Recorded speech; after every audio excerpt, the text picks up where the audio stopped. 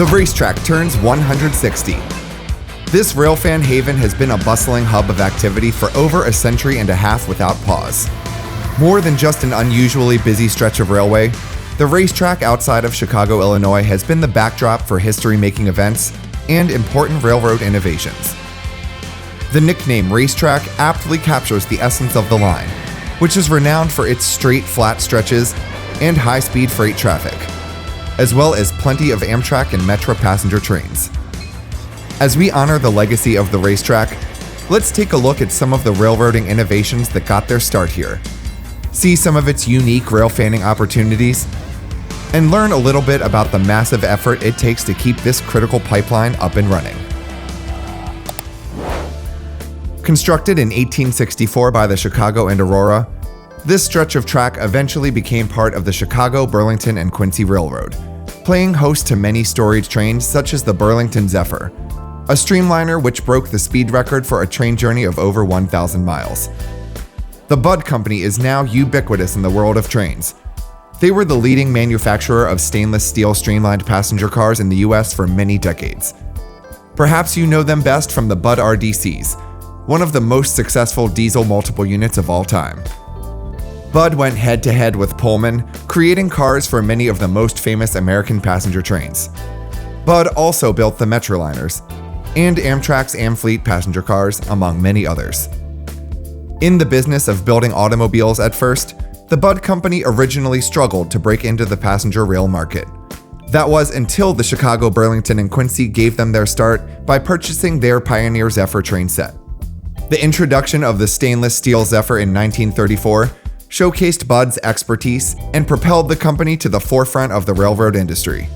Racing between Denver and Chicago on May 26, 1934, the Zephyr displayed its power and speed, completing the non-stop journey in only 13 hours and 5 minutes. To many, this was the beginning of the end for steam-powered passenger trains in America, and diesel would soon rule the rails. Another innovation credited to both the Budd Company and the Burlington route is the gallery commuter car. Every Metra train still uses some version of gallery cars to this day. But in 1949, when the first of these cars were ordered, it was a very unique concept. Instead of having two separate levels, gallery cars had mezzanines or balconies running along both sides of the car, with an open area in between. This layout enabled a conductor to collect tickets from both levels simultaneously as they walked the train. This made operation of the train very efficient while also increasing capacity. The St. Louis Car Company built another iteration of these type of cars for the Chicago and Northwestern soon thereafter, and the gallery car design quickly became a staple of American commuter rail. And it all started right here on the CB&Q Racetrack. This was also the starting point for the famous California Zephyr, a train which you can still ride down the racetrack today on Amtrak.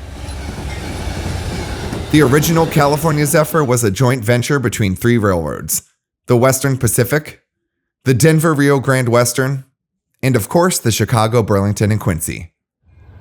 The Zephyr flew down the racetrack as it was arriving and departing Chicago on the Burlington route, just as Amtrak's version does today. The Burlington still lives on in name. After merging with three other railroads to become Burlington Northern, or BN, they later acquired the Atchison, Topeka, and Santa Fe Railway to become today's modern BNSF, Burlington Northern Santa Fe. BNSF freights roar down the racetrack with stunning frequency and speed. This is arguably the most important stretch of east-west freight trackage in the country, so shutting down the line for any extended period of time is really not an option.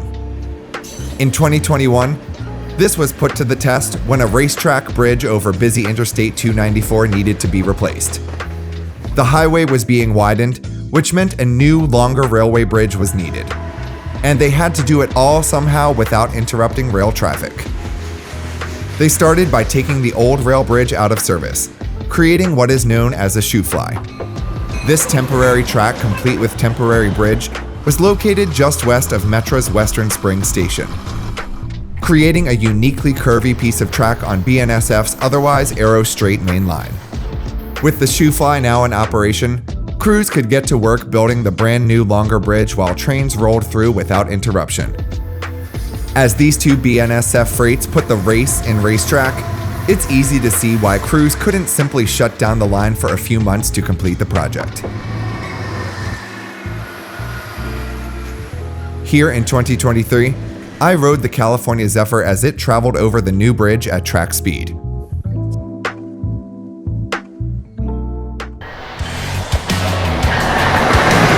An average weekday rail fanning on the racetrack will include 8 Amtrak trains, over 50 BNSF freights, and close to 100 Metra commuter trains. My two favorite spots to catch the action are Western Springs and Downers Grove. Both spots have great views of the line and are situated in busy downtown areas, providing a plethora of food and beverage options. They offer welcomed midday refreshments or a chance to escape the elements for a bit on a long day of rail fanning. In 2002, at the age of 17, this was one of the first places I ever tried my hand at railroad videography.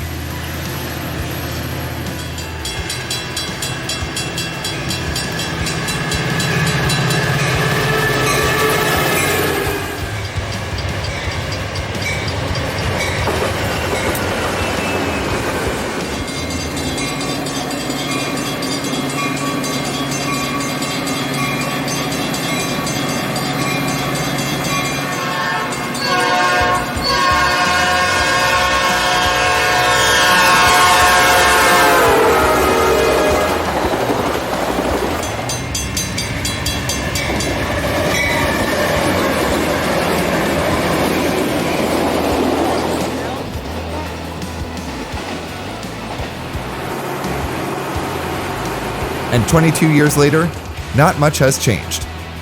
The trains look a bit more modern, and the shoebox-sized camcorder has been replaced with a sleek new iPhone. But the racetrack still provides non-stop action. As Americans are calling for more passenger train options, while trade expands and supply chains change, the significance of this corridor only grows, solidifying its role as a cornerstone of the American economy for over 160 years. With a promising future ahead.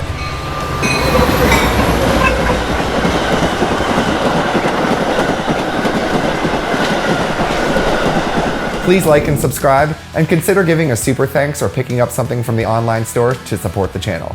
Thank you for watching.